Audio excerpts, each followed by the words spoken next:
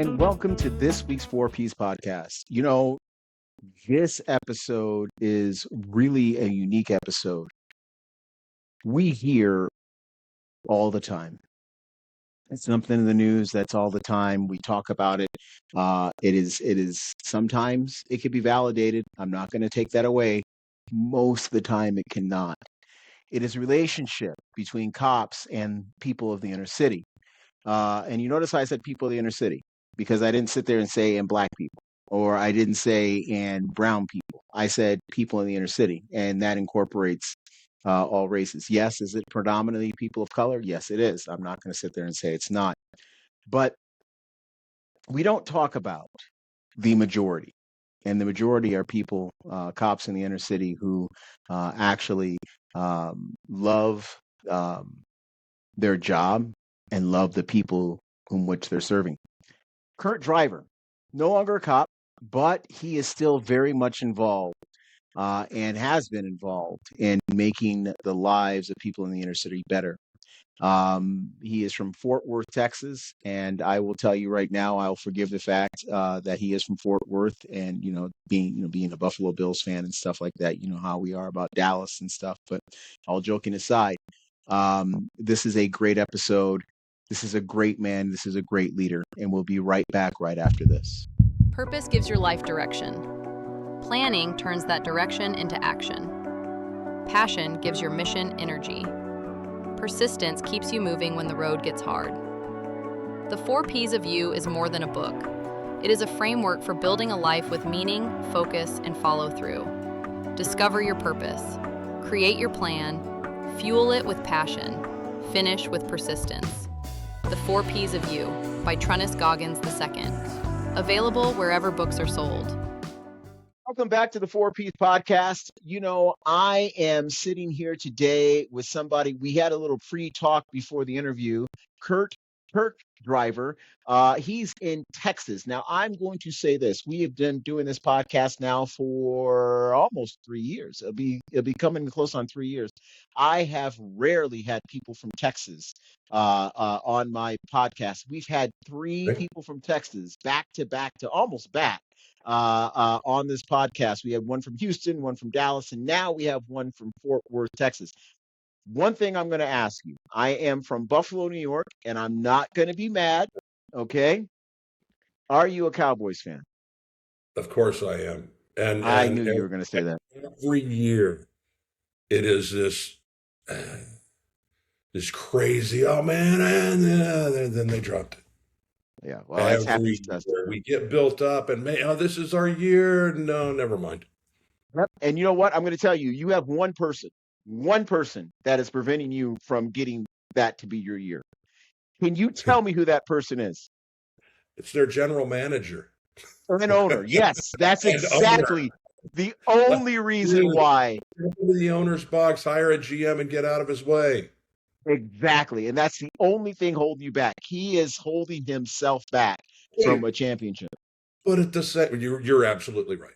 But at the same time, it's also the most valuable team on the planet, the most valuable sports franchise on the planet right now. The business end of it obviously doesn't have to do with winning and losing. You know what? And I will say this about the Dallas Cowboys. The Dallas Cowboys, their marketing, everything about them, they have been perfect. I was in Sydney, Australia back in March, and I saw people, it made me sick to my stomach, but I saw people with Dallas Cowboys hats and stuff like that. And they were wearing Dallas Cowboy hats and T-shirts. And then what made it worse, being from Buffalo, I'm not a Yankees fan. I'm actually a Toronto Blue Jays fan because so they're only 90 miles away from us, right? So I grew up a Blue Jays fan, and they had Yankees hats on. And I'm like, stop doing this to me, guys. I'm trying to get away from these two teams, but they're here. Exactly. But I will say one of my favorite players in the NFL just recently died. He was a quarterback for the Dallas Cowboys. He died maybe about about 3 or 4 weeks since we recorded this. Because I didn't catch that news. Craig Morton.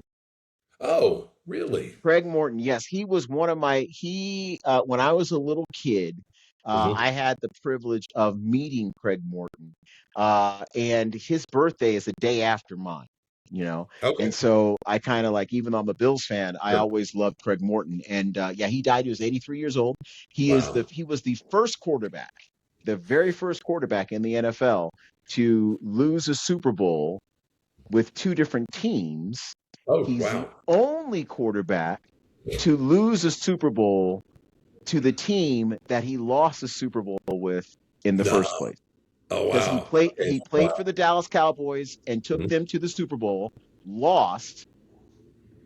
I think he lost, I think it was the Miami Dolphins that beat them that year. I don't I remember. think you're right. But then, okay, and then came back in Super Bowl 12 with the Denver Broncos and got beat. That was by the Dallas Cowboys. Wow. Okay. He's the only person in NFL history that ever happened. So, and so, but I do admire that. But anyway, we're not talking about the Dallas Cowboys. We're not talking about football today. I know a lot of people are sitting there on this podcast saying, "Oh my gosh, this became a sports show," and it did not. I Now, promise if it is, we'll talk about the Davy O'Brien Awards. you. Absolutely. There you go. There The you go.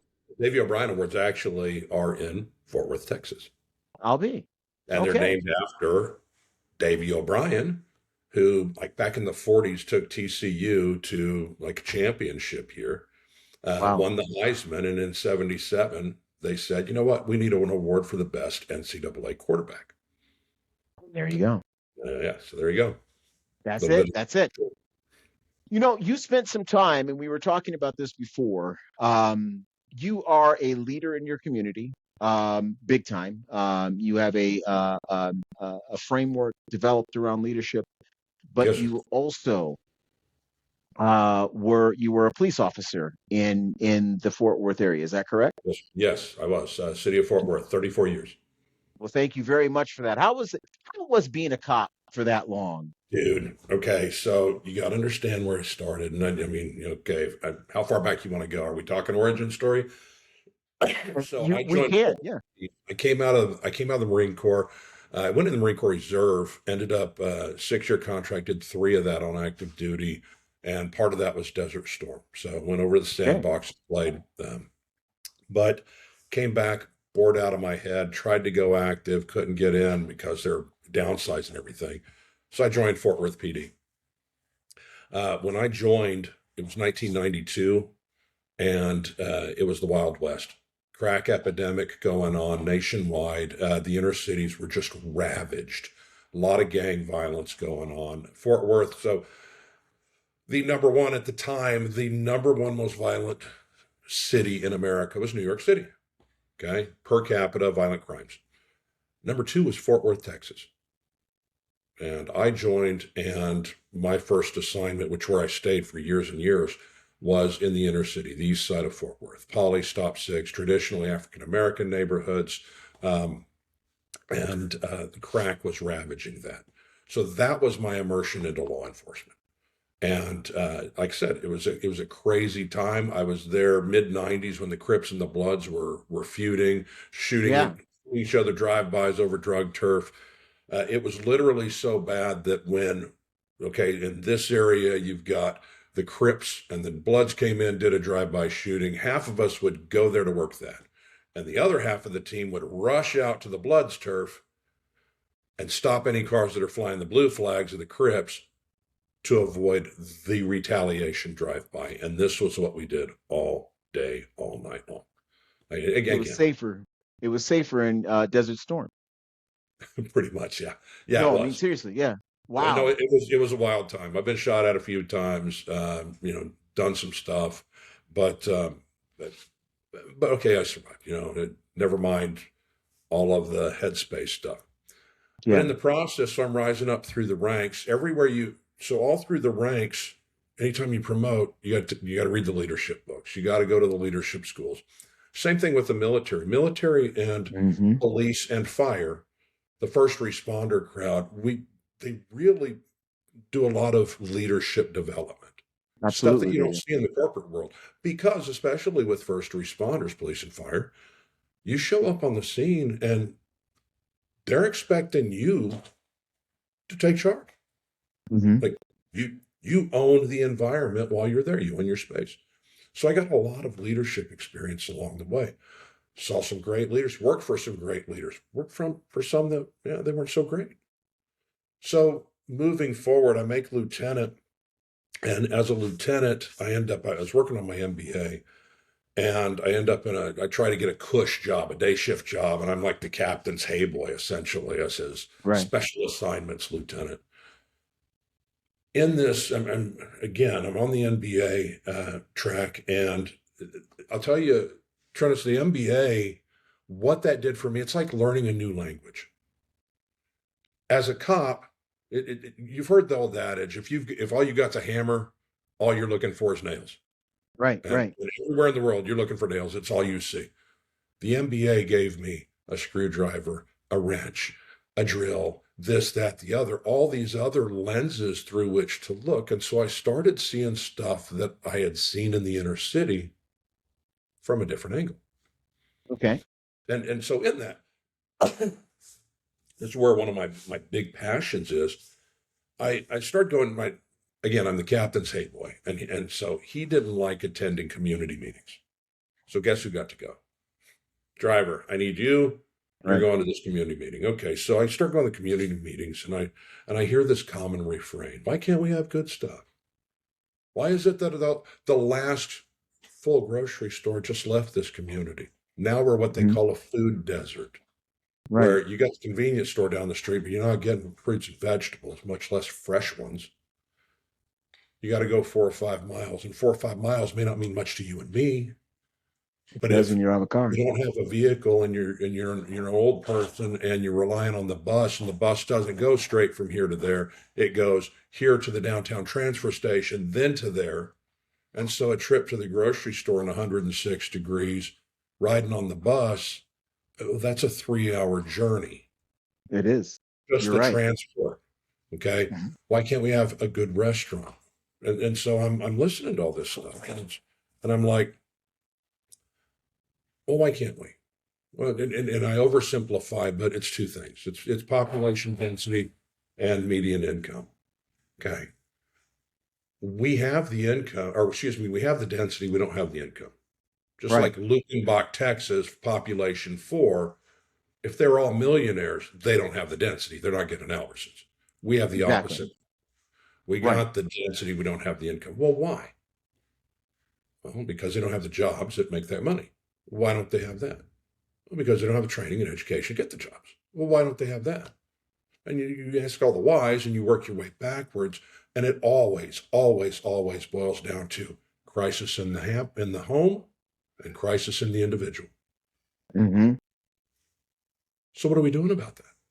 Absolutely. Well, at Go the ahead. time, we had over 7,500 nonprofits in my county. But nobody talks. Nobody works together. They're all competing for the same donor dollars.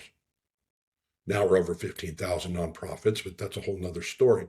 So you got all the resources, but you as the end consumer have to first identify, I got a problem. Mhm. And then you got to say, I want to fix it.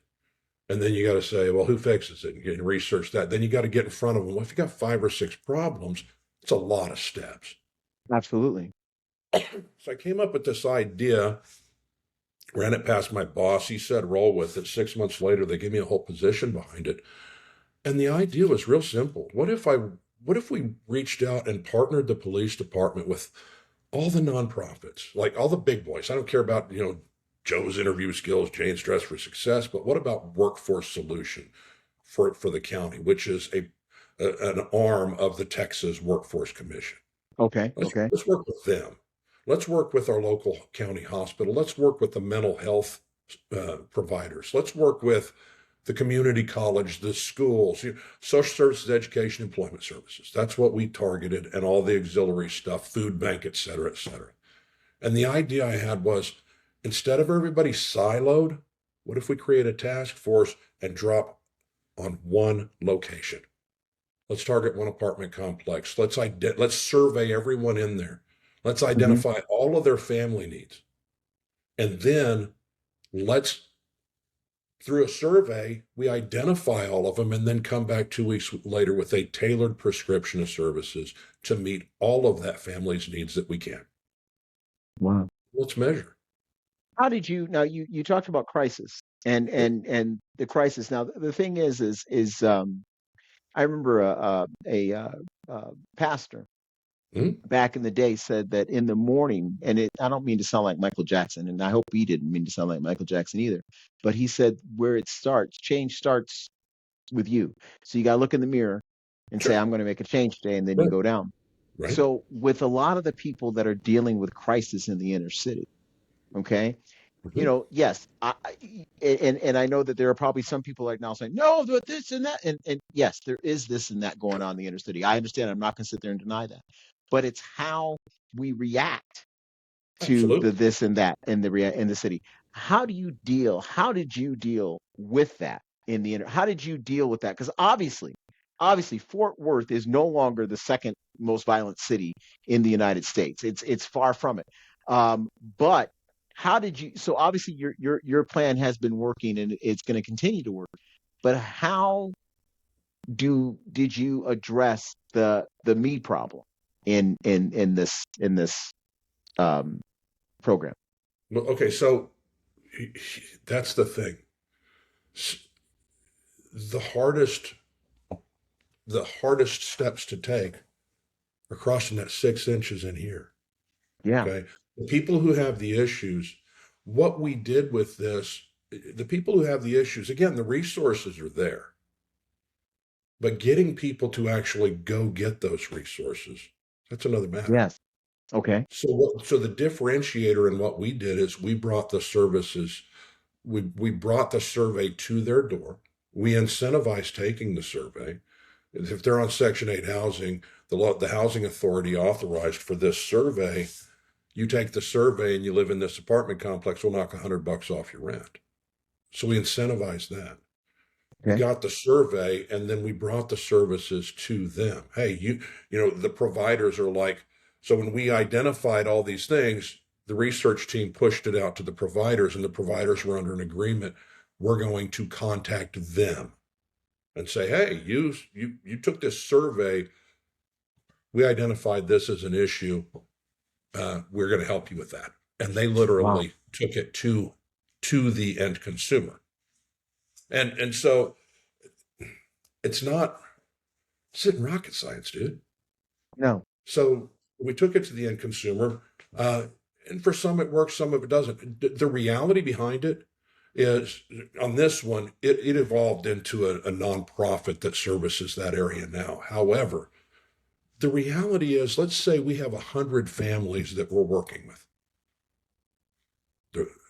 The truth is, first round, damn, you're lucky if you get 3 of them to actually move out of poverty and actually take the bait, do the things required to move them forward. That's just human nature. The whole Right. crabs in a bucket, you've heard that saying Oh, before, yes. right? Absolutely. Yeah. The whole crabs in a bucket thing applies. Okay. So how do you do that? First round, 100 families. You might get 2 or 3 if you're lucky. But then you take that 2 or 3 and that becomes your force multiplier. And that's the people that, hey, we helped you. We need you as a mentoring group.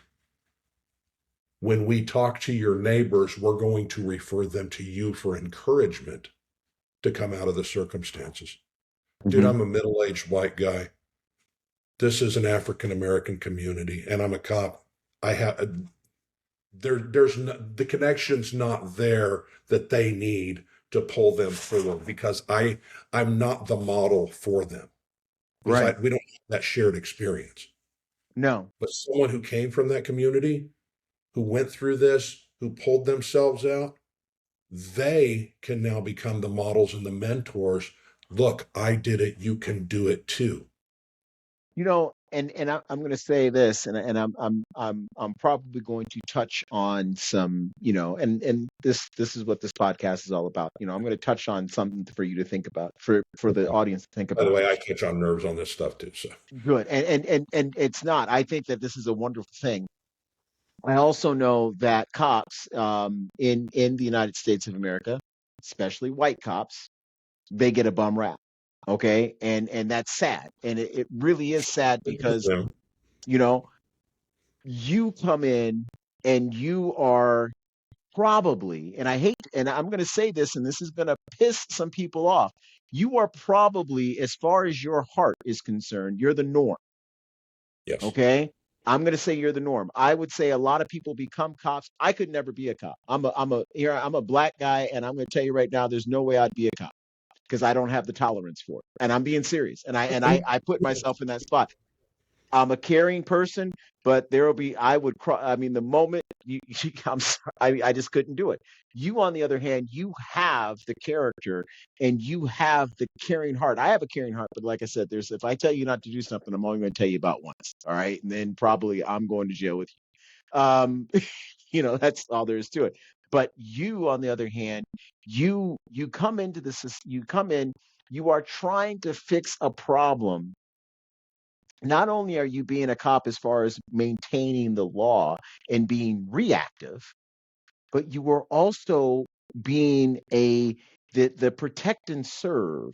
You were actually doing the service part and being proactive and building a community to where, again, you're solving the issues or trying to solve the issues of food deserts. You're trying to solve the issues of bringing jobs into that community. You're trying to bring education. You're trying to bring hope into these communities. Right. And it's a beautiful thing. You're still doing this, correct? No. No. No. Okay. No, I'm not. No. Okay. So that was as a lieutenant. We Okay. spun it up. Councilman got involved, turned it into a nonprofit. I promoted and moved on. Good. But in this, I saw something that stayed with me for a lot of years. Mhm. And that is the nonprofit worlds, especially, and I wasn't dealing with the business world, I was dealing with the nonprofit world. They were hungry for leadership, someone who could just like show them something larger than themselves that they could be a part of. Absolutely. Absolutely. Yeah.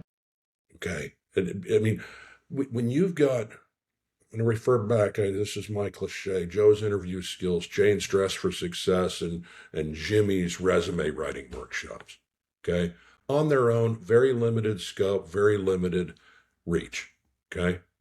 But if I can get those three to work together and create a workshop, now I got a product that your larger agencies, the United Way, Workforce Solutions, et cetera, can go, hey, you know what? We put these three together. Now we've got a half-day workshop we can bring in, and boom, we're hitting several things at once. And that's the power of collaboration. Absolutely. That is. I saw that then. So I saw the power of collaboration. And we also had one of the local universities, TCU, my MBA alma mater.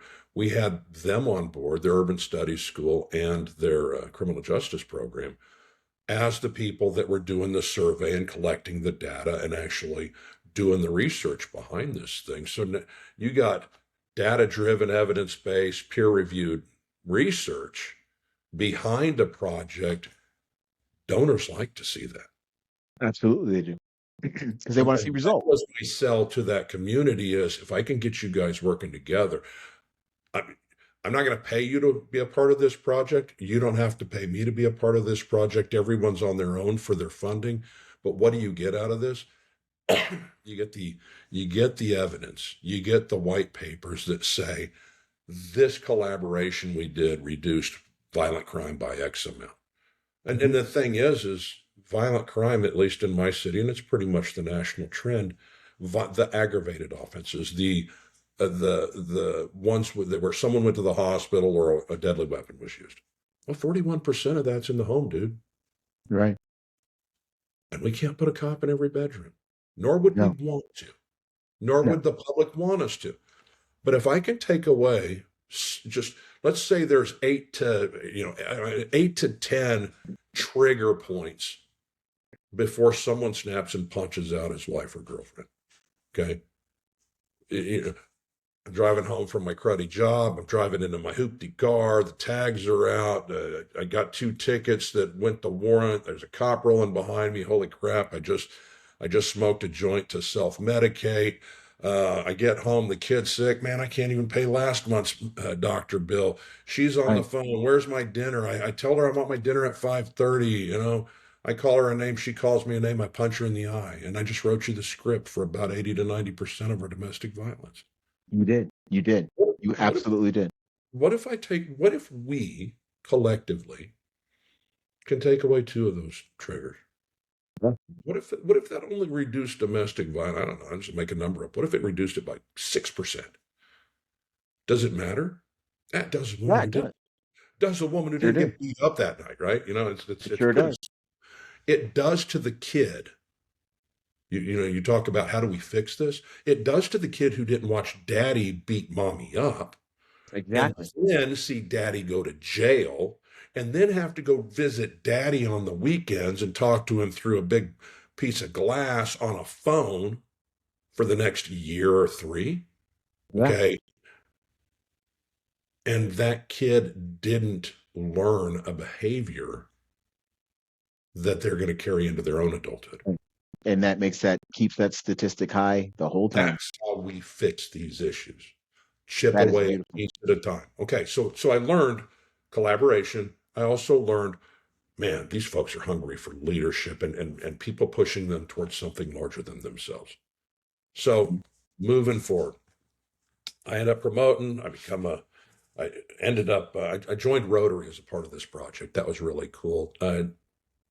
2 years later, they sent me to Bangkok, Thailand for a semester of master's work. This is no joke. This is one of the coolest things I've done in my life. They sent me for a semester of master's work in peace studies. You're talking UN level stuff. That's beautiful. Worldwide, semester, master's level stuff. And I learned, this is like UN level, okay, the shooting is stopped, but you still got the friction. How do you resolve that? And I took that with the idea of, let me take this back into my home. How can we transition this into our situation? I mean, we're not a third world country, and we don't have, the gangs shooting at us, the police, but they're shooting at each other, and we got a lot of third world type conditions. So how do we transition this type of stuff? And you know what a lot of it is? It's leadership. Absolutely.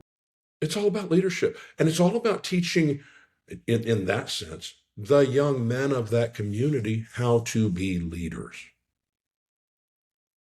So I filed that away. Nonprofits want leadership. These guys want leadership. So I promote to captain. I promoted. I moved on. I was over traffic. That was a cool gig. Got to ride a motorcycle for 4 years. That was a blast. BMW 1250, if you're asking. That was pretty dope. Okay, yes. So that was a cool ride. Great time. But then I ended up over my last tour for the last several years I was over narcotics, vice, and gang units. And that's where the rubber meets the road. And those are just great guys, which, as you said, they have a heart for service. They're trying to take care of these communities and solve for the violence. So as I'm leaving the department, I'm 58. Okay. About a year before retirement, I knew that I'm not going to sit on the porch. That's not me. I got to do something, and I got to do something that has impact. Mm-hmm. So I hired an executive coach. The guy worked with me. We distilled everything down, and it turned into, well, you need to do some, let's do security consulting. All right, yeah, cool. It seems like a natural progression. Right. It's not, and it absolutely sucked for me. God bless the security professionals out there. That did not jazz me in the slightest. I realize I'm trading a career where I had a bunch of passion for a job. Right. And I'm not down with that.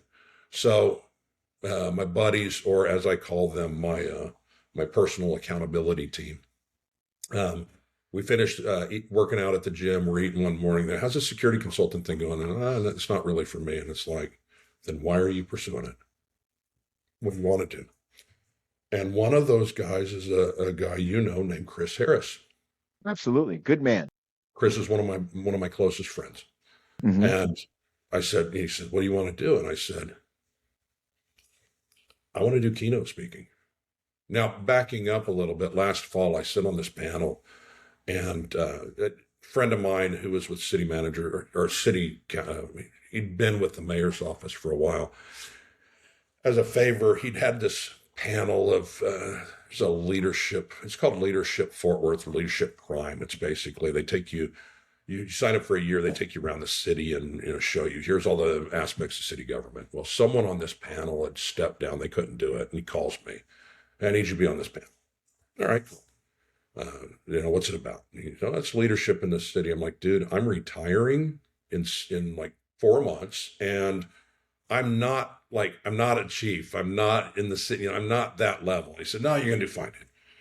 So I go in there, and I hate to say it, Trunnis, but it's like, it was one of the ACM's assistant city managers over HR, and then me, and then this other guy who is, he's one of the city council members, an elected official, politician. So, and this guy, this moderator, the guy who invited me, he's like, starts asking questions of the panel. Okay, so what's your greatest leadership thing that you can pass on? And there's a group of about, 50 people in this room.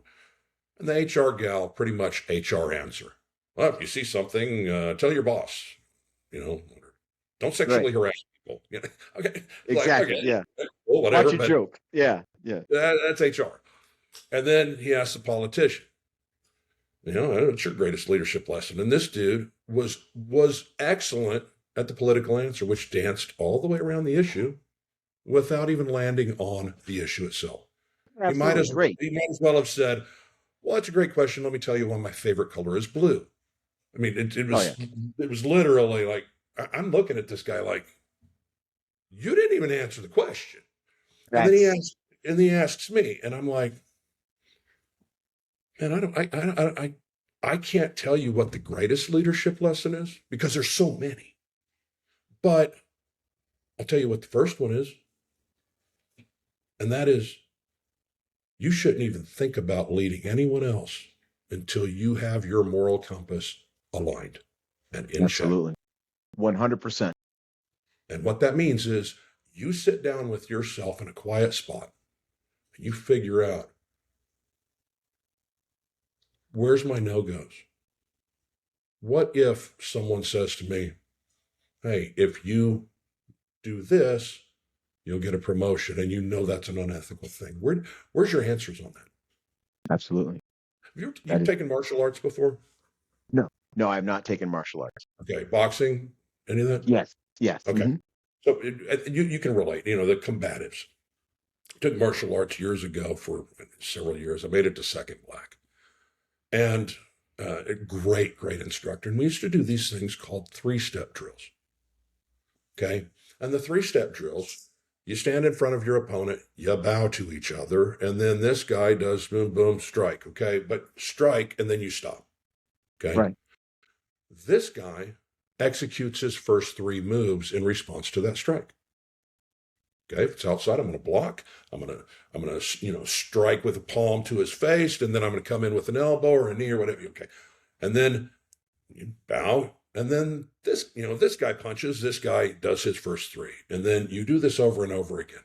And what you're doing is you're pre-programming your brain that if someone takes a swing at me, I have one decision to make off the bat, and that is, am I going inside or outside? Right. Because the first 3 moves are programmed. Right. Okay? During that period I'm executing those moves, I've got this giant window where I can plan what I'm going to do next. It gives me breathing room. And what I tell people, what I teach people is that moral compass piece of sit with yourself, figure out what you're going to say. What are you going to say if a coworker hits on you and you're a married guy? What do you say? And she's freaking smoking hot. What do you say? Don't wait until you're in the moment. Right. Exactly. You prepackage that. Okay? Absolutely. Right. It's the 3-step drills. I'm faced with this situation. Boom, boom, boom. I got the first 3 moves. I got my first 3 sentences already out there. Thank you. I'm honored, but I'm going to decline. See this. She'll kill us both. Or whatever you're going to say. Absolutely. But Absolutely. my point is, if you pre-program this stuff, it takes away an ambiguity that gives you space to stutter, and it gives you space to fail. Absolutely. And that's where this zero gray leadership that I teach is my system. I just came up with this idea in looking at all the areas where I saw failures in our leadership throughout my career. It's for ambiguity inside our organization. And most of that's in communication. That is, I love that zero gray, because so many people nowadays operate in the gray. Absolutely. And so when you put zero gray in there, it improves leadership. You talked about the politician and things like that, and there's a lot of times that we are so hell bent on not offending someone. Mm-hmm. We stay in that gray area, and we're actually offending everybody by not offending. Absolutely. And so Absolutely. I love the zero gray concept. Kurt, I am going to say this as a sailor of the United States Navy. Yes, sir. I am going to say I am actually impressed with a United States You say Marine. that a Marine actually, I'm like, come up first with. of all, a Marine can speak complete sentences. No, I'm just joking. They're great. I No, mean, seriously. and I don't have any crayons on the desk, so You don't have any crayons. I don't understand I this. already I ate will them. say this. I already ate them, so There you go.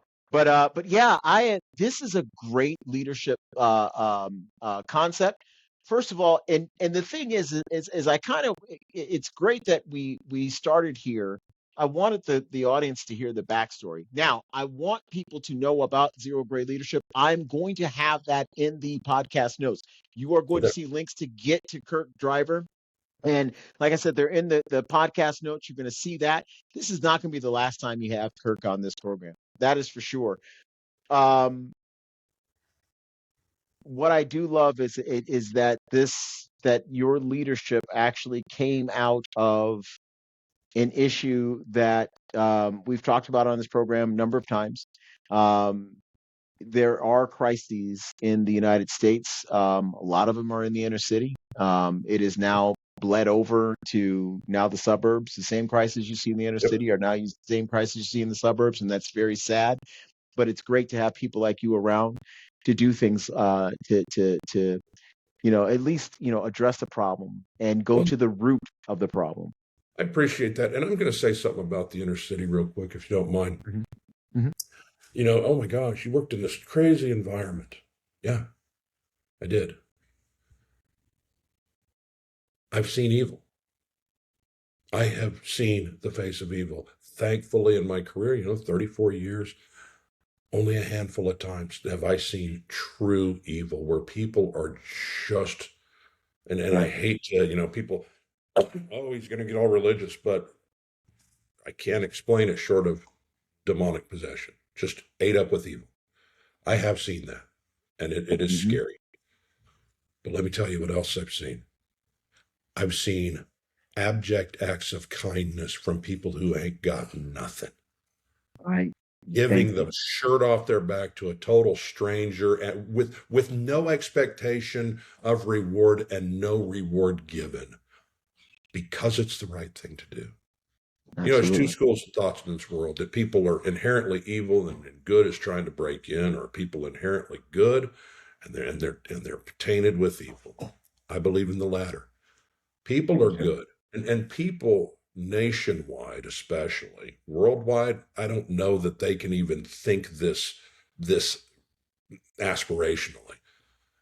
People in the United States, I don't care where you come from, I don't, inner city, country, whatever, East Coast, Heartland, Rust Belt, it doesn't matter. People are people, and people want pretty much three things when we're grown-ups. Number one, I want a safe place to lay my head Mhm. and raise my family. I want kids to be able to go outside without worrying about a drive-by shooting down the street or a drug dealer or a prostitute, all that nastiness going on. I want a safe place to live in. That's number one. Number two, I Absolutely. want a safe school for my kids. And I want not just a safe school, but a good school that is actually teaching them how to read, how to write, how to do arithmetic, the things that are going to get them prepped for college or trade school and get them those living wage jobs or entrepreneurship if they choose that Mhm. path. But I want my schools to teach those things first and foremost before we even start talking about teaching anything else that, some people would call wokeism or, whatever. I don't need my school teaching religion. No No, offense, conservatives. And I don't want my schools teaching my child sexuality. No offense, liberals. Okay. Other than sex education, when it's that appropriate age and when they're about the absolutely, middle school age, they need to know this is how babies are made and this is what STDs are and here's how you avoid both. Okay. absolutely. And that's that. Okay. So the third thing people want. So we've got safe communities, safe schools. The third thing people want. I want the opportunity to succeed, whatever that looks like for me. And I want government and everyone else to step out of my way and let me do that. Absolutely. And That is that's a universal thing. that is, you know what? That is anywhere. And I think that is great that you are taking those steps to contribute and do something about it. Thank And you. I'm glad you understand it. I really do. Kirk, great to have you on the program. Like I said, this is not your last time. I got your email address, so too bad. I will get you. All right. And second thing, it's again zero gray leadership. You will see that in the podcast notes. And thank you so much again, Kirk, for being on the program. We will be right back right after this. There comes a point in life when the path you planned no longer feels like the path you were meant to walk. You can keep standing where the world placed you, or you can choose to turn the light on and move in a new direction. Unscrewed is a story about change, courage, and finding contentment in unexpected places. It is for the person who has been told to stay quiet, stay comfortable, and stay in line. But deep down, you know there is more. More purpose, more freedom, more life waiting on the other side of fear. Sometimes, the strongest thing you can do is stand up, even when everything around you tells you to stand down. Unscrewed, standing up in a world that tells you to stand down, by Goggins and Strocon. Available now wherever you buy books. Welcome back to the final segment of the 4Ps podcast. I hope you enjoyed Kirk's interview. I mean, it was, again, I entered this up with, hey, we're talking about something controversial. It's not controversial at all. And I even brought up, I know that this is what we talk about a lot. I know that there is a narrative, and I wanted to make sure I got that out of the way first. I wanted you to see this person as who he is. Mr. Driver is a phenomenal individual. I'm going to tell you, that was the first time I ever met him. And he came on the podcast, and right off the bat, we became instant friends. I mean it. He is a great person. He has a lot of knowledge. He's giving a lot back. He is a great leader, and he looks at things in ways that when it comes to leadership, he looks at it from a practical standpoint. He doesn't look at it from a theoretical standpoint, and that is extremely important when it comes to leading. Leading should not be, I mean, there are leadership theories, obviously. I mean, I was a college professor, and I know, I mean, there's definitely leadership theories. But in the you could test those theories somewhere else. Sometimes in the heart of it, you have to go out and do what you got to do. You have to make changes. You have to make adjustments. You have to do things when it comes to leadership. And his style of leadership is fantastic. No excuses with his leadership. He is a no nonsense guy. Marine and great person. Really a great person. I did enjoy having my interview with him. Today it's funny. I have to bring this up. I love Canadian football. We are now, I think we're in week 4 of Canadian football, the CFL, if I stand corrected. Today I'm wearing a Hamilton Tiger Cats shirt. And the reason why I'm wearing a Hamilton Tiger Cat shirt, I know there are some people in Canada right now watching saying, dude, you wear Toronto Argo stuff. And it's bad. In the NFL, if you guys are NFL fans, it's like wearing a Buffalo Bills shirt one day and then the very next day wearing a New England Patriots t-shirt. It is frowned upon. And today I'm wearing a Tiger Cat shirt, and I have Argos t-shirts and sweatshirts and hats. I have Tiger Cats. And the funny thing is, being from Buffalo, I was was 45 minutes from Hamilton, about 90 minutes from Toronto, from their stadiums. I would go to both games, and I enjoy going to both games. I will be going to one of their games this year, no doubt about it. But with that being said, the reason why I'm bringing it up is I'm bringing up this for a reason. There's a guy that plays for the Hamilton Tiger Cats. He's their quarterback. His name is Bo Levi Mitchell. I was watching him last week play football, and he put on clinic. I mean, my boy was throwing like dropping dimes. I mean, Tom Brady, Joe Montana, Warren Moon would look, who, by the way, was in the CFL, Warren Moon would look at my boy Bo Levi Mitchell, and they would be amazed at the way he was throwing that football. He was on target. Thing is this guy is now pretty long in the league, been around for a long time, played for a couple teams. He is getting better with age. Getting better with age. And he looks more mobile. I mean, he's throwing, like, he's got a really good arm. Probably, I am going to say this. He was player of the week in the CFL this past week. I'm going to say he is probably a candidate for MVP. If he keeps at this pace, and I know that we still have a lot of football left, if we keep at this pace, candidate for MVP, bar none, no doubt about it. But the reason why I'm bringing it up, he's getting better as he gets older, is that we as people, we always think, well, I'm not the way I used to be, and you shouldn't be the way you used to be. You should always be better. Now, are you going to be able to go on a football field or a hockey rink or soccer field or a basketball court or a baseball diamond? I can name a whole bunch more.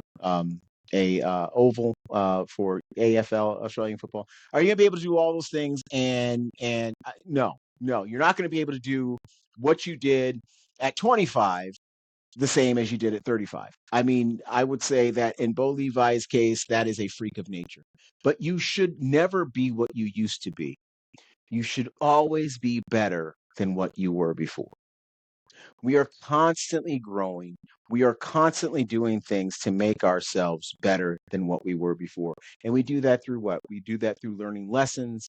We do that through making adjustments when we have to. And we do that through just constantly looking for ways to make us a better person. So when you say that you're not the way you used to be, look yourself in the mirror, look at yourself in the mirror and ask, am I better than what I used to be? Now, granted, you may not be better physically. We all know that. We all age. But are you better mentally? Are you better spiritually?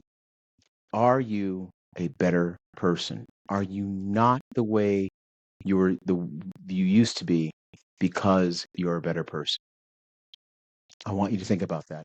Next week, we have a great show. We will probably show up on time next week. This week, we are a day late, and that's my fault.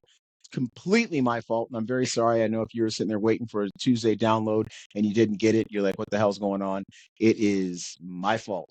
But this Wednesday, we're here. Don't forget, this coming Thursday, I'm not talking about me. I'm going to be talking about a little bit of CFL. There's a couple games every single night. Thursday night, Friday night, Saturday night, for the most part. There is a CFL football game. And I'm going to tell you, us guys in the United States, us people in the United States, guys and girls, we need to be watching that stuff. It is so fun to watch. Very fun to watch. Make sure you get it. Make sure you watch it. Also, next Tuesday, make sure you look at my podcast, watch that.